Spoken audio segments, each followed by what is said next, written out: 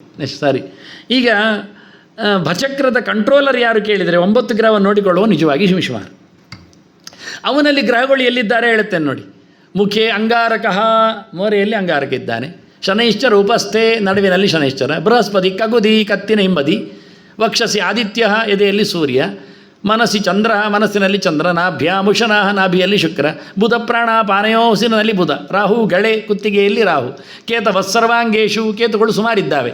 ಹಾಗಾಗಿ ಇದೆಲ್ಲ ಕಡೆ ಕೇತು. ಇದು ಭಾಗವತ ಹೇಳಿದ್ದು. ಶಿಂಶುಮಾರ ಎನ್ನತಕ್ಕಂಥ ಭಚಕ್ರದ ಕಂಟ್ರೋಲರ್ ಭಗವಂತನ ರೂಪ. ಅದರಲ್ಲಿ ಇಷ್ಟು ಗ್ರಹಗಳು ಎಲ್ಲಿದ್ದಾವೆ ಅಂತ ಹೇಳಿದ್ದೇನೆ, ಬರೀಲಿಲ್ಲ. ನೆಕ್ಸ್ಟ್ ನಕ್ಷತ್ರಗಳು ನಿಮ್ಮದು ಎಲ್ಲಿಂದ ನೋಡಿಕೊಳ್ಳಿ. ಚಂದ್ರ ಎಲ್ಲಿದ್ದಾನೆ? ಮನಸ್ಸಿನಲ್ಲಿದ್ದಾನೆ. ರಾಹು ಎಲ್ಲಿದ್ದಾನೆ? ನಾಳೆ ಕೇತು ಇರೋದು. ಎಲ್ಲ ಕಡೆ ಕೇತು ಇದ್ದಾನೆ. ಕೇತುಗಳು ನಾಡಿಗಳಿದ್ದಾಗೆ. ಸ್ಟ್ರೋಕ್ಸ್ ಎಲ್ಲಿಯೂ ಬರ್ಬೋದು ನಮಗೆ. ಅದನ್ನು ಮನಸ್ಸು ಕಂಟ್ರೋಲ್ ಇಲ್ಲಾದರೆ ಮನಸ್ಸು ಬಿದ್ದೋಗ್ತದೆ ಸ್ಟ್ರೋಕಿನಿಂದ. ಹಾಗಾಗಿ ಮನಸ್ಸು ಮತ್ತು ಕೇತುವಿನ ಸಂಪರ್ಕ. ನೆಕ್ಸ್ಟ್ ಯಾವ ಯಾವ ನಕ್ಷತ್ರ ಎಲ್ಲಿ ಉಂಟು ಹೇಳಿಕೊಂಡು ಮತ್ತೆ ಭಾಗವತ ಹೇಳಿದ್ದನ್ನು ಗುರುತಿಸಿದ್ದೇನೆ. ಪುನರ್ವಸು ಪುಷ್ಯವು ದಕ್ಷಿಣ ವಾಮಯೋ ಶ್ರೋಣ್ಯೋ. 2 ಸೊಂಟದ ಪಕ್ಕದಲ್ಲಿ ಪುನರ್ವಸು ಮತ್ತು ಪುಷ್ಯ. ನಿಮ್ಮ ನಕ್ಷತ್ರ ಎಲ್ಲಿ ಬರ್ತದೆ ನೋಡಿ. ಆರ್ದ್ರ ಆಶ್ಲೇಷ, ಇದು 2 ಕಾಲುಗಳಲ್ಲಿ. ಅಭಿಜಿತ್ ಉತ್ತರಾಷಾಢ. ಅಭಿಜಿತ್ತನ್ನು ಯಾರು ಗುರುತಿಸುವುದಿಲ್ಲ ಈಗ 28ರಲ್ಲಿ. ಉತ್ತರಾಷಾಢ ನಕ್ಷತ್ರ ಅದು ಮೂಗಿನಲ್ಲಿ. ಶ್ರವಣ ಪೂರ್ವಾಷಾಢ ಅದು ಕಣ್ಣಿನ 2ರಲ್ಲಿ. ಧನಿಷ್ಠ ಮತ್ತು ಮೂಲ ಅದು 2 ಕಿವಿಗಳಲ್ಲಿ. ಶತಬೀಜ ಮತ್ತು ಜ್ಯೇಷ್ಠ ಅದು 2 ಹೆಗಲುಗಳಲ್ಲಿ. ಆನಂತರ ಮಖದಿಂದ 8 ನಕ್ಷತ್ರ. ಶ್ರವಣ, ಆನಂದ, ಧನಿಷ್ಠ, ಮಖದಿಂದ ಹಿಡಿದು 8 ನಕ್ಷತ್ರಗಳು ಎಡಬದಿಯಲ್ಲಿ. ಹಾಗೆ ಮೃಗಶೀರ್ಷದಿಂದ 8 ನಕ್ಷತ್ರಗಳು ಬಲಬದಿಯಲ್ಲಿ. ಮೃಗಶಿರ ಹಿಂದಕ್ಕೆ ಬಂದರೆ ಪೂರ್ವಭಾದ್ರ, ಉತ್ತರ ಭಾದ್ರ, ರೇವತಿ, ಅಶ್ವಿನಿ, ಭರಣಿ, ಕೃತ್ತಿಕ, ರೋಹಿಣಿ, ಮೃಗಶಿರ ಅಷ್ಟು ಎಡಬದಿಯಲ್ಲಿ. ದಕ್ಷಿಣ ಬದಿಯಲ್ಲಿ ದೇವರ ಬಲಬದಿಯಲ್ಲಿ ಇದು 8 ನಕ್ಷತ್ರ ಇಲ್ಲಿ. ಮಖ, ಉಬ್ಬ, ಉತ್ತರ, ಹಸ್ತ, ಚಿತ್ರ, ಸ್ವಾತಿ, ವಿಶಾಖ, ಅನುರಾಧ ಇಷ್ಟು ನಕ್ಷತ್ರಗಳು ಎಡಬದಿಯಲ್ಲಿ. ಹೀಗೆ ವಾಸ್ತವವಾಗಿರತಕ್ಕಂಥ ಲೆಕ್ಕಾಚಾರ. ನಮ್ಮ ನಕ್ಷತ್ರಗಳು ದೇವರ ಯಾವ ಜಾಗದಲ್ಲಿದೆ ಅಂತ ನೀವು ಗಮನಿಸಿಕೊಂಡ್ರೆ ಭಗವಂತನ ಭಚಕ್ರದ ಸ್ವಾಮಿಯ ಶಿಂಶುಮಾರನ ವೃಶ್ಚಿಕಾಕಾರದಲ್ಲಿದ್ದಾನೆ. ಅದರ ತುದಿಯಲ್ಲಿ ಧ್ರುವ ಇದ್ದಾನೆ. ನೆಕ್ಸ್ಟ್ ಇದು ದೇವತೆಗಳು ಎಲ್ಲಿದ್ದಾರೆ ಅಂತ ಅಲ್ಲಿ. ಇದು ಮಹಾಭಾರತ ಹೇಳುವಂಥದ್ದು. ಒಂದು ಸರ್ತಿ ಹೇಳಿದ ಒಂದು ಕಡೆಯಲ್ಲಿ ಇಲ್ಲ. ನಿಜವಾಗಿ ಯಾರು ನೋಡೋದಿಲ್ಲ ಒಟ್ಟಿಗೆ. ಶಿಂಶುಮಾರನಲ್ಲಿ ಎಷ್ಟು ಜನ ಇದ್ದಾರೆ? 14 ಜನರಿದ್ದಾರೆ. ನಮಸ್ಯೇದ್ಯಸ್ತು ಮದ್ಭಕ್ತಾ ಶಿಂಶುಮಾರಂ ಪ್ರಜಾಪತಿಂ ಚತುರ್ದಶಾಂಗ ಸಂಯುಕ್ತಂ ತಸ್ಯ ಪಾಪಂ ಪ್ರಣಶ್ಯತಿ. 14 ದೇವತೆಗಳು ಉಳ್ಳ ಶಿಂಶುಮಾರನ ಯೋಚನೆ ಮಾಡಿದರೆ ಎಲ್ಲ ಗ್ರಹಗಳ ಶಾಂತಿಯಾದಾಗೆ ದೇವತೆಗಳು ಪ್ರಸನ್ನರಾಗ್ತಾರೆ. ತತಶ್ಚತುರ್ದಶಾಂಗಾನಿ ಶೃಣು ತಸ್ಯ ಯುಧಿಷ್ಠಿರ. 14 ಜಾಗಗಳು ಯಾವುದು ಅಂದರೆ ಶಿರೋಧರ್ಮ, ತಲೆಯಲ್ಲಿ ಧರ್ಮ ಇದ್ದಾನೆ. ಹನುಹು ಬ್ರಹ್ಮ, ಕೆನ್ನೆಯಲ್ಲಿ ಬ್ರಹ್ಮದೇವ. ಪೃಷವು ಉತ್ತರ ದಕ್ಷಿಣವು ಧರ್ಮ ದೇವತೆ ಇನ್ನೊಂದು ರೂಪದಿಂದ ಬಲ ಮತ್ತು ಎಡದಲ್ಲಿದ್ದಾನೆ.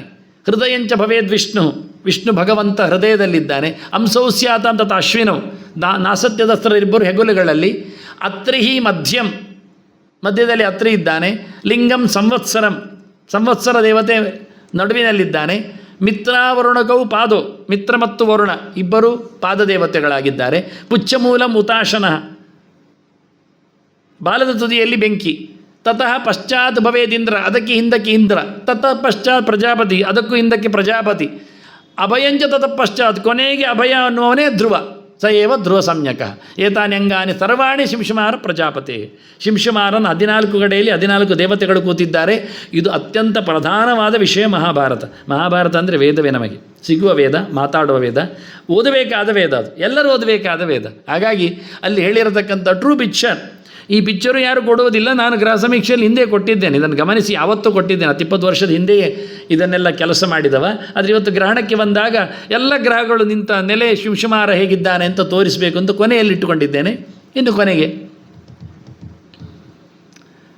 ಶಿಂಶುಮಾರ ಶಾಂತಿ ಅಂತ ಮಾಡಬೇಕು ಅಂತ ಇಷ್ಟು ಕಡೆ ಬಂದಿದೆ. ಶಾಂತಿ ಕರ್ಮದಲ್ಲಿ, ಶಾಂತಿ ರತ್ನಾಕರದಲ್ಲಿ ಎಲ್ಲ. ಹಾಗಾಗಿ ಇದನ್ನು ನವಗ್ರಹದಲ್ಲಿ ಮಾಡಬೇಕಾದ್ದು ಶಿಂಶುಮಾರ ಪೂಜೆ. ನರಸಿಂಹ ಅಲ್ಲ, 10 ಅವತಾರ ಉಂಟಲ್ಲ, ಅದು ಬಿಟ್ಟು ಗ್ರಹಕ್ಷತಾರಾಮಯಂ ಆದಿದೈವಿಕಂ ರೂಪಂ ಹರೇಹೇ ಮಂತ್ರಕೃತಃ ತ್ರಿಕಾಲಂ ನಮಸ್ಯತಃ ಸ್ತುವತಃ ನಶ್ಯತೆ ವೈ ಸ್ವಯಂ ತ್ರಿಕಾಲಕೃತಮಾಶು ಪಾಪಂ. 3 ಹೊತ್ತು ಮಾಡಿದ ಪಾಪವನ್ನು ಪರಿಹಾರ ಮಾಡಲಿಕ್ಕೆ ಗ್ರಹ ನಕ್ಷತ್ರಗಳೆಲ್ಲ ನೆಲೆಗೊಂಡ ಶಿಂಶುಮಾರನನ್ನು ಉಪಾಸನೆ ಮಾಡಿ ಅಂತಾರೆ. ಯೋ ನಕ್ಷತ್ರಮಾಲಿ ಶಿಂಶುಮಾರ ರೂಪ ಸರ್ವ ವಿಶ್ವಮಿದಂ ಭವಾರ ಜಠರೇ ಸನಃ ಸಹಸ್ರಾರ ಗರ್ಭಗೋಳ ವಾಸಿ ಗರ್ಭಂ ಯೋ ರೋಗಂ ಕ್ಷಿಪ್ರಂ ರಚೇತಾಂ. ನಮ್ಮ ಹುಟ್ಟಿನಿಂದ ಬಂದ ರೋಗವನ್ನು ತೆಗಿಲಿಕ್ಕೆ ಅವನು ಯೋಗ್ಯನಿದ್ದಾನೆ ಅಂತಾರೆ. ದಂಷ್ಟ್ರಾಕರಾಳ ಮುಖಲಗ್ನ ಸುಮೇರು ಶೃಂಗಂ, ಬಾಯಿಯಲ್ಲಿ ಕಚ್ಚಿಡಿದ ಮೇರು ಪರ್ವತ. ಇಂದು ಪ್ರಜಾಪತಿ ಮುಖೈಹಿ ಅನುವಿದ್ಧ ಗಾತ್ರಂ, ದೇಹದಲ್ಲಿ ಚಂದ್ರ ಪ್ರಜಾಪತಿಗಳೆಲ್ಲ ನೆಲೆಗೊಂಡಿದ್ದಾರೆ. 14 ಜನ ನೋಡಿದ್ದೆ ನಾವು. ಪುಚ್ಛೇ ವಹಂತ ಮನಿಷಂ ಧ್ರುವ ಮೋಜಸಾಹಂ, ತುದಿಯಲ್ಲಿ ಬಾಲದುದಿಯಲ್ಲಿ ಧ್ರುವನನ್ನು ಹೊತ್ತುಕೊಂಡಿದ್ದಾನೆ ಅಂತ. ಧ್ಯಾಯಾಮಿ ಪುತ್ರ ಧನ ಧಾನ್ಯದ ಶಿಂಶುಮಾರಂ, ದುಡ್ಡು ಸಂಪತ್ತು ಎಲ್ಲ ಕೊಡುವ ಶಿಂಶುಮಾರನನ್ನು ನಾನು ಚಿಂತನೆ ಮಾಡುತ್ತೇನೆ ಅಂತ. ದುಡ್ಡು ಬೇಕು, ಅದನ್ನು ಉಪಯೋಗಿಸಿಕೊಳ್ಳತಕ್ಕ ಮಕ್ಕಳು ಬೇಕು, ದುಡ್ಡು ಕೊಟ್ಟರೂ ಸಿಗಲಾರದ ಸಂಪತ್ತು ನಮಗೆ ಕೃಷಿಯದ್ದು ಬೇಕು, ರೈತರು ಒಳ್ಳೆಯದಾಗಿರಬೇಕು, ಅವೆಲ್ಲ ಕೊಡತಕ್ಕಂಥ ಶಿಂಶುಮಾರನ ಚಿಂತನೆಯನ್ನು ಮಾಡ್ತದೆ. ಅವನ ಫಿಗರ್ ಮಾಡಿ ದಾನ ಮಾಡಲಿಕ್ಕೆ ಉಂಟು ಮೂರ್ತಿಯನ್ನು, ಅದಕ್ಕೂ ಮಂತ್ರ ಕೊಟ್ಟಿದ್ದಾರೆ. ಕಲಶವು ದಾನ ಮಾಡಲಿಕ್ಕೆ ಬರ್ತದೆ. ಯೋ ಹಿ ನಕ್ಷತ್ರಮಾಲಿ ಚ ಶಿಂಶುಮಾರ ಜಗತ್ಪ್ರಭು ಆವಯೋ ಪ್ರತಿಬಂಧಾನಿ ನಿವರ್ತಯತಿ ಪುತ್ರದಃ ಮೃತ ವಂದ್ಯಾತ್ಮಕಂ ತಾಪಂ ಮಹಾದುಃಖ ನಿಮಗ್ನತಾಂ ಶಿಂಶುಮಾರ ವ್ಯಪೋಹ್ಯಾಶು ಜೀವಪುತ್ರಂಚದಾಪಯ. ಮಕ್ಕಳನ್ನು ಕೊಡು, ಬದುಕುವ ಮಕ್ಕಳನ್ನು ಕೊಡು, ಒಳ್ಳೆಯ ಮಕ್ಕಳಿರಲಿ, ಒಳ್ಳೆಯ ಸಂತಾನ ಬರಲಿ ಎನ್ನುವ ನೆಲೆಯಲ್ಲಿ ಬಹಳ ಸುಂದರವಾಗಿ ಶಿಂಶುಮಾರನ ಪ್ರಾರ್ಥನೆ.